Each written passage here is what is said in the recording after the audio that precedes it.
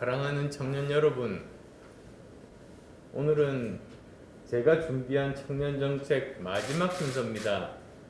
5번째로 청년들이 아이 키우기 좋은 나라를 위한 보육정책, 그리고 아동과 여성이 안전한 나라를 만들기 위한 대책 말씀드리겠습니다.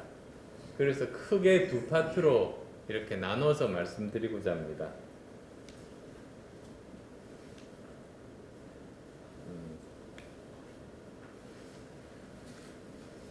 통계청 조사를 이제 보게 되면은 2019년 기준으로 결혼, 임신, 출산, 육아 등으로 일을 쉬게 된 경력 단절 여성이 170만 명 정도가 됐습니다. 이 중에 육아로 일을 그만두게 된 분이 이 중에서 38.2%였습니다. 그런데 2017년만 해도 32%였거든요. 정말 큰 폭으로 지금 늘어나고 있는 겁니다. 왜 이런 일이 생겼을까? 그건 다 아실 겁니다. 육아, 초등교육 기간까지 아이 키우는 문제 때문에 청년 여성들이 자신의 꿈, 열정, 능력 발휘하지 못하고 중간에 일을 그만둘 수밖에 없는 이유가 되고 있음을 바로 이 자료가 보여줍니다.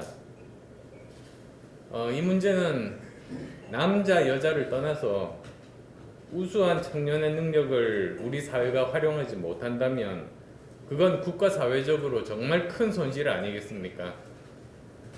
그래서 해법은 국가 차원에서 질 좋은 보육시설 공급, 그리고 초등교육을 돌봄 기능까지 가지도록 만드는 겁니다. 이를 위해서 제가 4가지를 제안하겠습니다.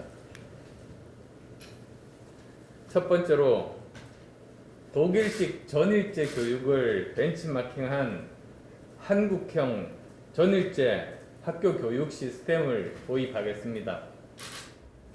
현재 초등학교 돌봄 교실이 학부모들이 선호하고는 계시지만 운영 시간이나 운영 방식에 있어서 만족스럽지가 못합니다.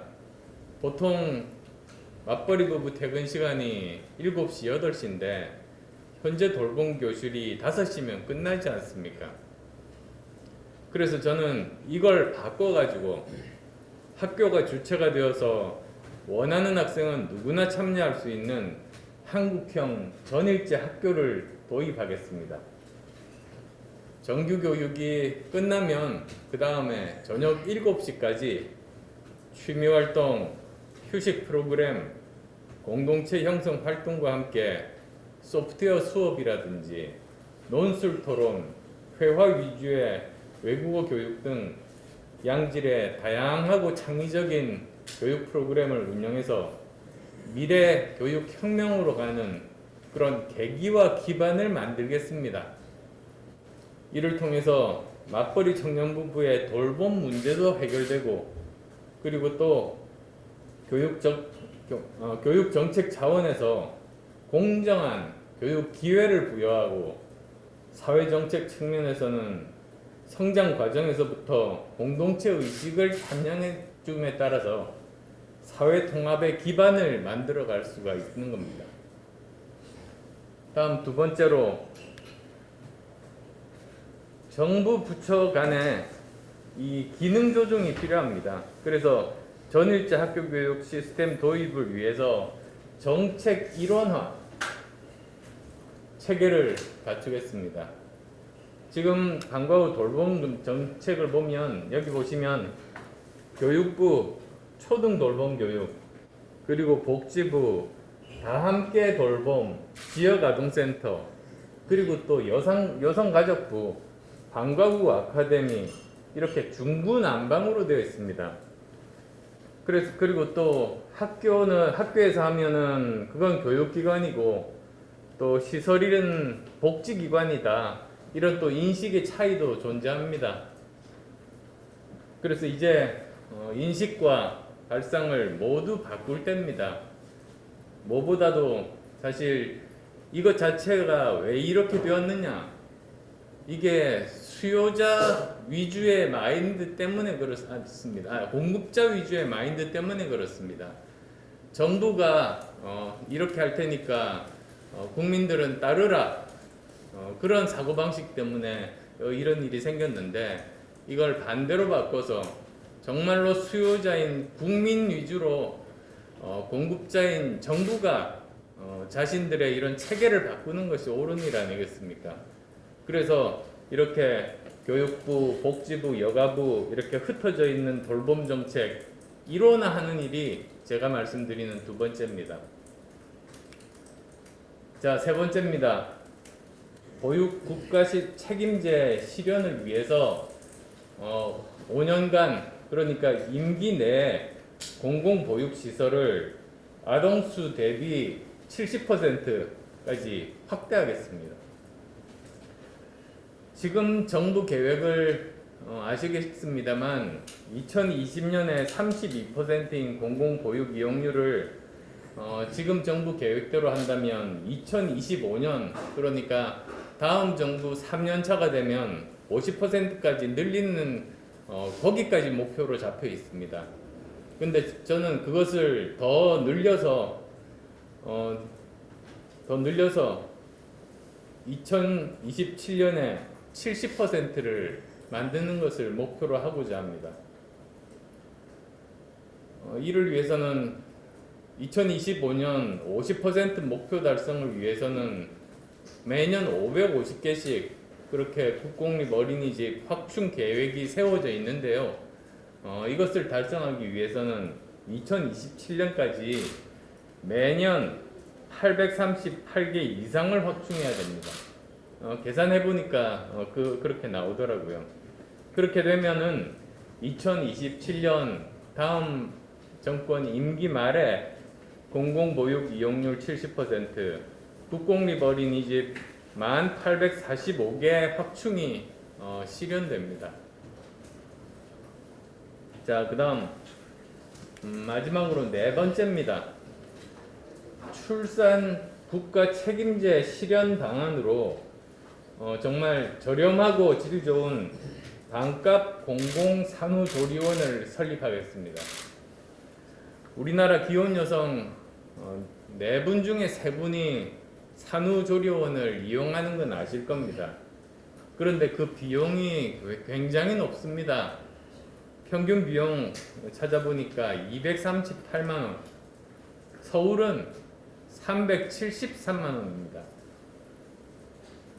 지난해 12월에 보니까 우리나라 산후조리원이 총 501개인데 그 중에서 공공산후조리원은 2.4%인 12개에 불과하고 그나마 한 곳은 휴업 중입니다.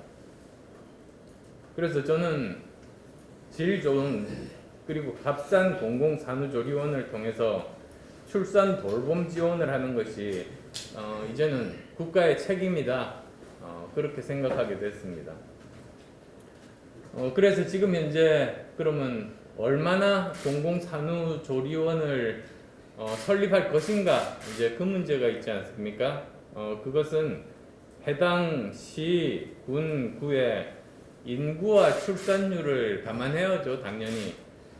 그렇지만 그 목표 자체는 기초지방자치단체별 1개소씩 이렇게 목표로 해서 더 좋은 서비스를 제공하고 이용 가격은 반값인 그런 공공산후조리원을 설립하려고 합니다. 그리고 예산이 당연히 필요하겠습니다. 그 예산은 전액 국비로 충당하고, 그 다음 운영 예산이 있습니다. 운영 예산은 재정 자립도를 감안해서 국가가 최고 80%까지 지원하는 그런 계획을 가지고 있습니다. 여기까지가 이제 전체적인 젊은 부부가 아이 키우기 좋은 나라로 만드는 4가지 공약입니다. 다음 두 번째 주제로 넘어가도록 하겠습니다.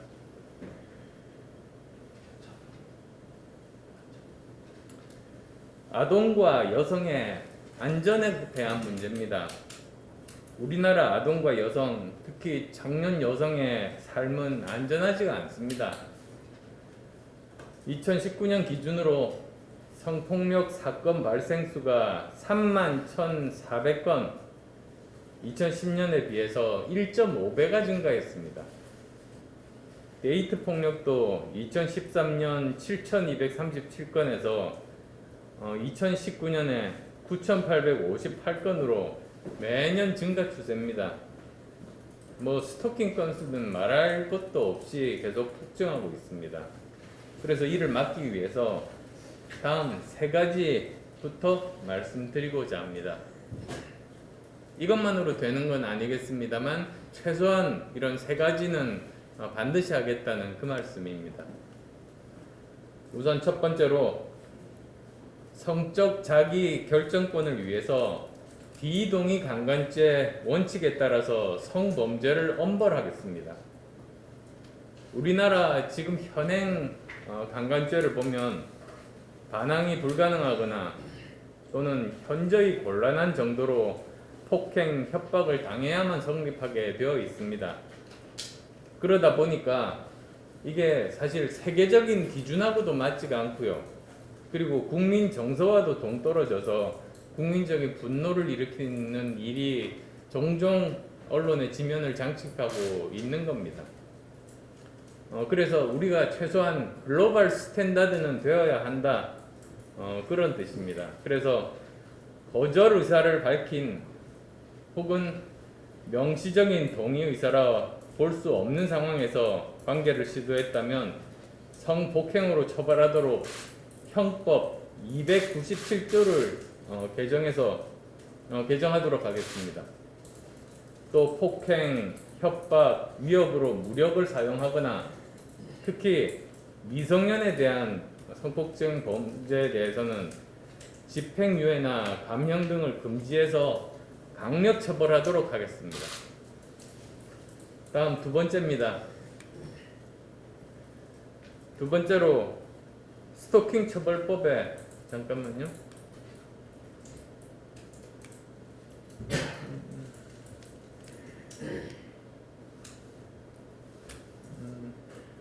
그 슬라이드가 하나 없구나. 말로 하겠습니다. 두 번째로는 스토킹 처벌법에 반의사 불벌죄를 삭제하겠습니다. 사실 스토킹 처벌법이 발의가 지난 3월에 통과가 됐죠. 22년간 이렇게 통과되지 않다가 통과가 돼서 이제 실행하는 과정에서 보니까 현장에서 문제가 발생하고 있습니다. 그 중에서 가장 중요한 문제가 반의사 불벌죄가 거기에 법안에 포함이 되다 보니까 가해자가 합의나 고소 취하를 종용하거나 위협, 협박, 보복 폭행으로 이어지는 2차 피해가 발생하고 있는 겁니다. 그래서 저는 반의사 불벌죄를 삭제해야 한다고 봅니다. 또 18세 미만 청소년을 대상으로 한 스토킹은 가중 처벌할 수 있도록 그렇게 법안 개정이 필요하다. 제 말씀은 그렇습니다. 또 있습니다. 지금 보면 경찰의 긴급 응급 조치로 스토킹 가해자가 피해자 100m 이내 접근 금지하도록 되어 있는데요.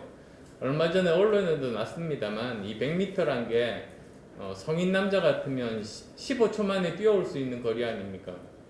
저처럼 마라톤 한 사람은 더 빨리 뛰어올 수도 있는데 이게 도저히 그 피해자를 막을 수 있는 거리가 아닙니다.